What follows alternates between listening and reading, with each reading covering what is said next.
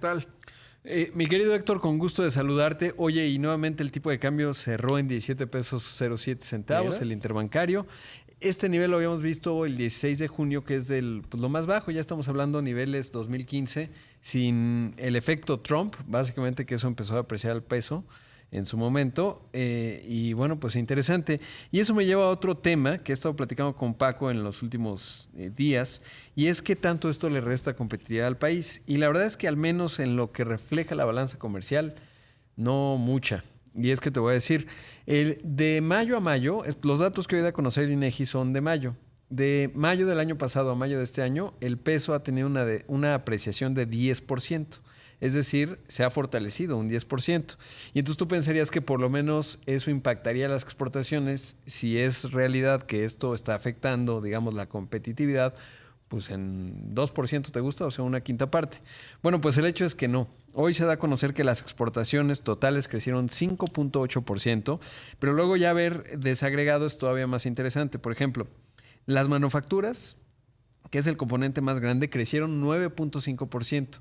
Las automotrices, que ahí influye la base de comparación porque todavía en mayo del año pasado había ciertos temas de abasto de semiconductores, aunque ya iba disminuyendo, avanzaron 26%. ¿Qué cayó? Las petroleras, 28%, pero tiene que ver con el precio. Y esto se refleja, por ejemplo, en las importaciones de bienes de consumo petroleros, es decir, gasolina, que también cayó 20%, o sea, es un tema de precio.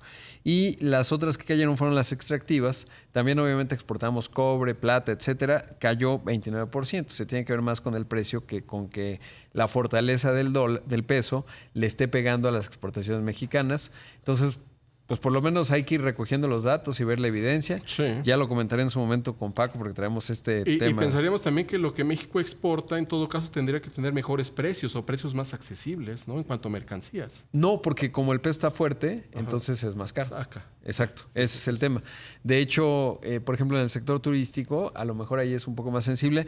En lo agropecuario me sorprendió porque lo agropecuario sí es mucho más vinculado al precio. O sea, si las berries, por ejemplo, el costo de producción sube 10% por la fortaleza del peso, pues a lo mejor, pero no. Lo que muestran los datos es que se incrementaron 4.9% las exportaciones agropecuarias. De hecho, de lo que más creció, de acuerdo a lo que da a conocer el INEGI, por ejemplo, 10.8% alimentos, bebidas y tabaco, equipos, aparatos electrónicos, 9.5%, así que no se ve. Mira, estoy viendo ganado vacuno, subió 78%, el jitomate 35% en la exportación, frutas y frutos comestibles 34%, legumbres y hortalizas frescas 14%, así que no se ve por ningún lado que esté afectando necesariamente. Algo interesante es que el 83% de lo que exporta México se va a Estados Unidos, obviamente. Sí, ¿no? el mercado. Antes era 81, porque estos datos obviamente los sigo desde hace bastante tiempo. Y hacen, eras 83. de 81, de 80 a 83 ha subido. Digo, no es mucho, pero bueno, Pero es no una estamos tendencia, parece disminuyendo. irreversible, ¿no? Exacto. Y eso en parte se refleja luego también en el fenómeno natural que es la reorganización de cadenas de suministro, llámese nearshoring. Pero otro aspecto bien interesante es lo que nos dice del consumo, porque obviamente un peso fuerte, pues compras más, ¿no? Pues te sale más barato lo que compras de importación. Y ahí lo que vemos es que las importaciones de bienes de consumo no petroleros subieron 28%, bastante. De bienes de capital, que esa es buena noticia de cara a la actividad industrial, subieron 24% y eso nos da un saldo negativo en la balanza comercial.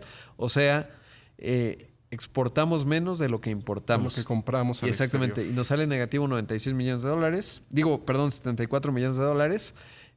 Lo cual, otro efecto de la fortaleza del peso es que te pega menos en la inflación en México. Entonces yo creo que es positivo. Pero bueno, hay muchas voces y muchas opiniones al respecto. Oye, y hablando de consumo, sabes que hoy entrevisté justamente a la presidenta de la Comisión Federal de Competencia, Andrea Marván, a propósito justo de una multa que le pusieron a Chedraui, a Soriana y a otros jugadores allá en Chiapas, en Huixtla, para ser exactos, un municipio pues, no muy próspero, un poco ridículo porque se pusieron de acuerdo en el precio de la tortilla. Pero me decía ella el enorme papel que juega la Comisión Federal de Competencia Económica, que yo creo que México se resuelve sobre todo cuando generas instituciones de carácter técnico y que les das dientes. Y mire, esto fue lo que me dijo. La COFECE es el organismo encargado de que exista un piso parejo para todas las empresas, para que el pequeño empresario que quiera ingresar a un mercado pueda hacerlo y pueda competir para ofrecer sus bienes y servicios. ¿Y eso por qué nos importa? Bueno, porque cuando no existe competencia, y la experiencia marca que en aquellos casos en los que, por ejemplo, como este caso de Wixclass, sin ser este el caso particular, pero el sobreprecio que llega a pagar las familias mexicanas a raíz de acuerdos para manipular el precio, llegan de hacer hasta el 50% más. Y en cambio, cuando existe competencia, existen más opciones de bienes y servicios de mayor calidad e inclusive mejores precios. ¿No?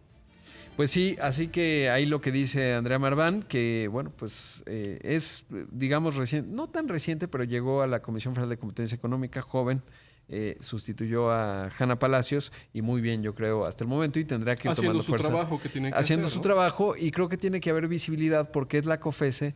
Muchas de las narrativas políticas que tienen razón en muchas ocasiones, en términos de que si la inflación, por ejemplo, la provocan las empresas aumentando sus márgenes, que yo creo que no necesariamente estoy abierto a probar hipótesis, pues se resuelve con la COFECE, ¿no? Ya ves que cada cierto tiempo, por ejemplo, cuando sube el precio del maíz, los tortilleros dicen, ay, nos vamos a poner de acuerdo para subir el precio de la tortilla.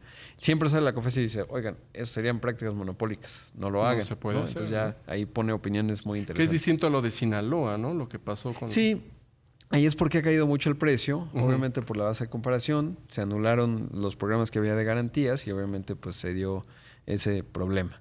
Sí. Y luego se dio el posicionamiento que está vinculado, más político que económico, totalmente, de aplicarle arancel a la importación de maíz blanco, que no importamos mucho, y además era solo a los países que no tenemos acuerdo comercial, o sea, Sudáfrica y Brasil. Entonces, pues eso no era muy significativo para efectos prácticos, pero en su momento ayudó al presidente en ese posicionamiento. Y es lo que hay, mi querido Héctor.